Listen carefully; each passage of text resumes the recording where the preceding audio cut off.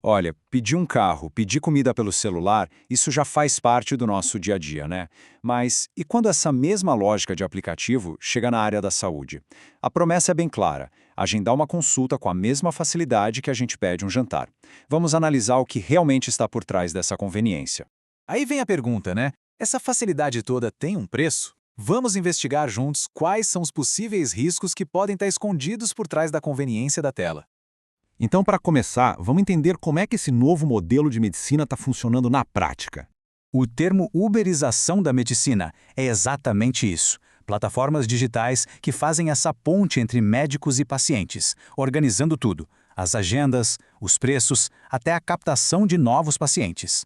Oficialmente, a posição dessas empresas é bem direta. Elas se apresentam apenas como uma ponte, um conector de tecnologia que facilita o encontro entre os dois lados. A pergunta que fica é: será que o papel delas para por aí? Essa simplicidade toda na afirmação pode esconder uma realidade bem mais complexa. Porque na prática a história é outra. Essas plataformas vão muito além de uma simples intermediação. Elas acabam definindo preços, moldando o formato do atendimento e influenciando diretamente a relação entre médico e paciente. O poder que elas têm é profundo. Agora, vamos mergulhar nos perigos que ficam meio escondidos nesse modelo. Dá para a gente resumir em 4 riscos principais que tanto os médicos quanto os pacientes precisam conhecer. Entender cada um deles é fundamental para navegar nesse ambiente com segurança. O primeiro grande risco é jurídico e tem um peso enorme. Ele envolve a ideia de que a responsabilidade por uma falha não é só do médico, não. A base para isso está no nosso Código de Defesa do Consumidor. Se alguma coisa der errado, a responsabilidade pode ser solidária. Isso quer dizer que a plataforma e o médico podem ter que responder juntos, mesmo que a falha tenha sido do sistema do aplicativo. O segundo risco entra num campo bem delicado, o da ética e da publicidade. A forma como essas plataformas promovem os médicos pode ir contra as regras da profissão. De um lado, a gente vê as táticas comuns de qualquer aplicativo: rankings, estrelinhas, descontos. Do outro, estão as normas do Conselho Federal de Medicina, que proíbem exatamente essas práticas por considerá-las uma mercantilização da medicina. E no fim, o médico pode ser responsabilizado por uma publicidade que ele nem controla. O terceiro risco é talvez o mais humano de todos. Ele atinge em cheio o coração da prática médica, a confiança e a continuidade do cuidado. Pensa bem, quando o foco passa a ser o volume, atendimentos rápidos e em grande escala, o vínculo terapêutico se perde. A continuidade do tratamento fica comprometida e a qualidade da assistência cai. O resultado disso? Um aumento significativo no risco de erros e, por consequência, de ações na justiça. Finalmente, o quarto risco. Ele geralmente está escondido nos contratos, que revelam um desequilíbrio de poder muito claro e podem ser verdadeiras armadilhas para os profissionais.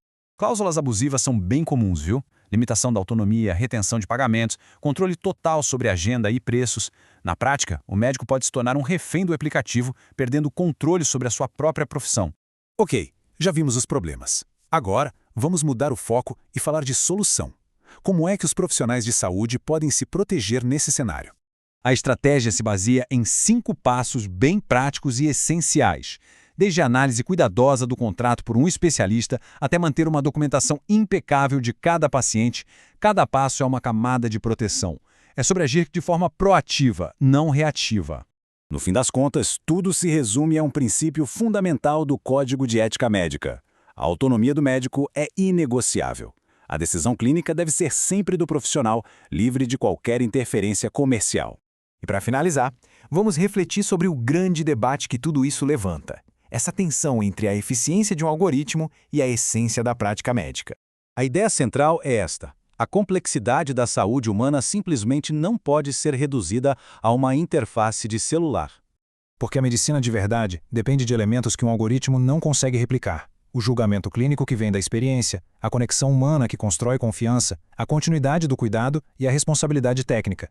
A conclusão não é ser contra a tecnologia, muito pelo contrário. A tecnologia é uma aliada poderosa, mas ela deve servir como uma ferramenta para apoiar e fortalecer a medicina, nunca para substituir seus pilares fundamentais. E a questão que fica é esta: à medida que a saúde se torna mais e mais digital, quem realmente está no controle? Saber quem detém a responsabilidade final pelo cuidado é talvez o desafio mais importante que temos pela frente.